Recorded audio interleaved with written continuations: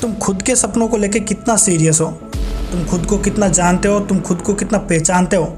चलो ज़िंदगी में एक बात हमेशा याद रखना, यदि तुम खुद की मदद के लिए तैयार हो ना, तो पूरी दुनिया तुम्हारी मदद के लिए तैयार है।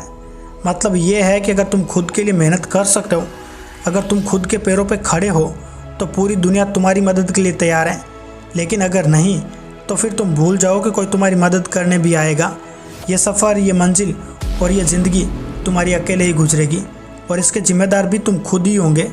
मैं हर बार एक ही बात क्यों समझा के जाता हूँ कि ज़िंदगी में कुछ बड़ा करो, ज़िंदगी में खुद के लिए वक्त दो, खुद के लिए काम करो। ये बातें मैं ऐसे ही नहीं कहता, गौर से देखोगे तो ये बातें आपकी ज़िंदगी का सच है।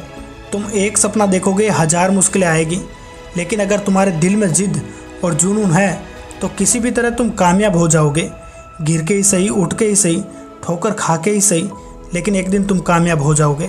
पता है दिक्कत तो उन्हें होती है जो सिर्फ सोचते ही है, पता नहीं कब से सोच रहे हैं, सालों से सोचते आ रहे हैं, बस आज करूँगा, कल करूँगा, परसों करूँगा।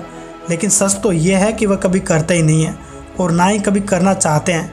बातों से क्या होता है भला, बातों से तुम बड़े बड़े वादे करते हो, लेकिन सोचना ये है कि क्या सच में तो कभी पूरे करते हो।